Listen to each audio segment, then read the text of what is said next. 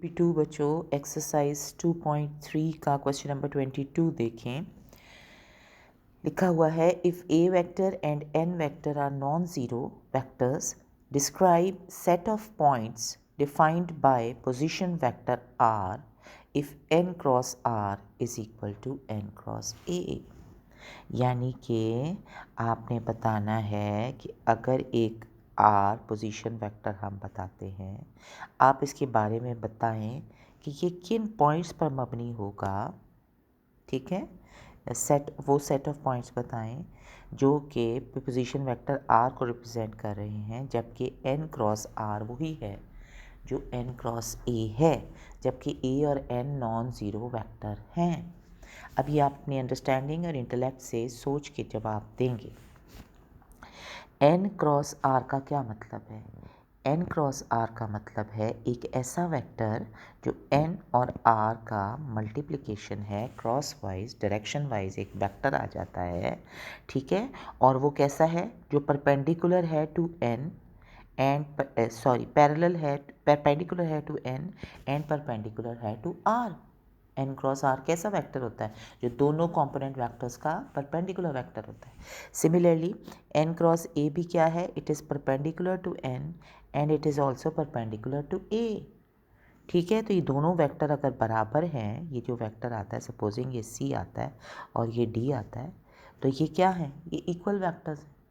ठीक है, तो जो भी इनकी डायरेक्शन होगी वो वही होगी, दोनों की सेम डायरेक्शन होगी और मैग्नीट्यूड भी सेम होगा। ठीक है, समझ आ रही? तो इसका मतलब है कि ये सी और डी एक ही वेक्टर है जो कि एन के भी परपेंडिकुलर है और ए के भी परपेंडिकुलर है और आर के भी परपेंडिकुलर है। ठीक है, तो इसका मतलब आर और ए कैसे वेक्टर हैं? आर और ए सेम वेक्टर हैं या इक्वल वेक्टर्स हैं? तो दूसरे लफ्ज़ों में आपका पॉइंट कैसा होगा? आप कहेंगे the set of points will be in the form of straight lines which makes a vector which is parallel to A। ठीक है, which is parallel to A। तो आप बता सकते हैं कि A vector and R vector are actually same। ठीक है, तो R vectors are parallel vectors। ठीक है,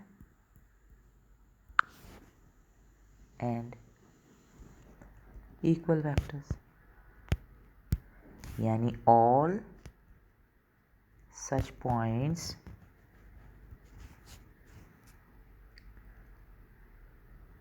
of A, all such points नहीं, all points of position vector A, ठीक है, of position vector A which are, अब चूंकि बात उन्होंने A और N की शक्ल में की हुई है, which are नहीं,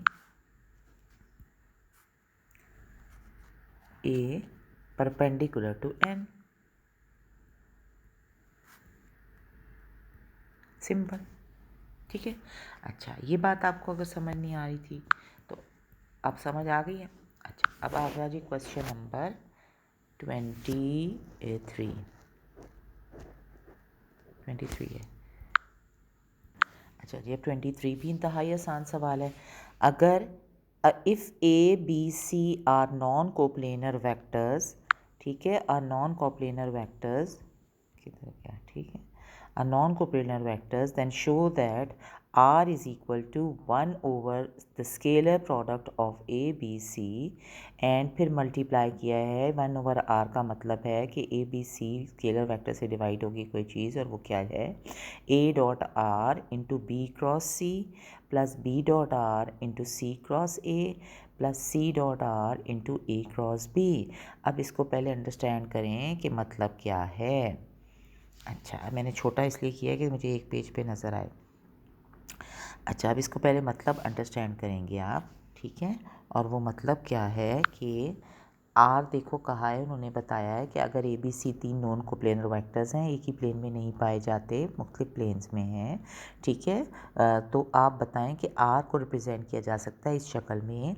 अब देखो पढ़ो तो क्या चीज़ है ये, कोई क्या चीज़ है, कोई नंबर होगा या स्केलर होगा। ठीक है, उसके बाद ये उसने कहा ये पूरी चीज़ जो है ये किसके बराबर, ये कोई स्केलर होगा, कोई नंबर होगा, फिर ये वेक्टर होगा, प्लस कुछ वेक्टर, प्लस कुछ वेक्टर। ठीक है, तो आर वेक्टर किस शक्ल में रिप्रेजेंट हुआ है, इन तीन वेक्टर्स के सम की शक्ल में रिप्रेजेंट हो सकता है। ठीक है, आपको कहा जा रहा है कि प्रूव करें या शो करें, तो हमें क्या करना चाहिए, सोचें।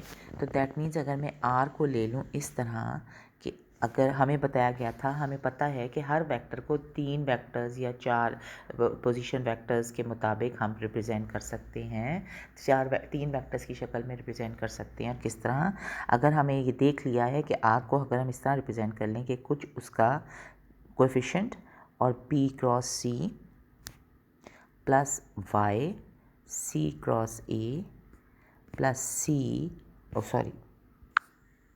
प्लस जी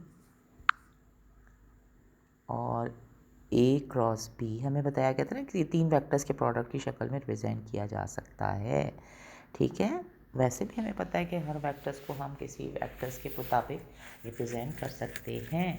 ठीक है, तो हम ले लेते हैं कि अगर आर को हम इस शक्ल में ले लें, ठीक है, तो फिर हम अगर प्रूव कर दें किसी तरह कि एक्स जो है वो ये वाली चीज़ है, y जो है वो b dot R over A B C का स्केलर प्रोडक्ट है, और z जो है वो c dot R over A B C है।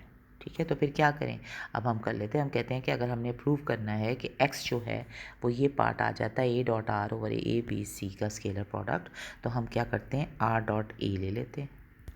अब जब हम r डॉट ए लेंगे तो ज़रा गौर से देखो, ये आ जाएगा x इंटू बी, इंटू करके मैं लिख रही हूँ b cross C dot A, यानी हर वेक्टर यहाँ पे सारों को अगर हम a से डॉट कर देते हैं राइट साइड से, ठीक है, तो फिर a इधर आ जाएगा प्लस a इधर भी आ जाएगा, दैट मीन्स हो जाएगा y इंटू सी ए का dot product cross product with dot product of a, that means scalar product, plus z into A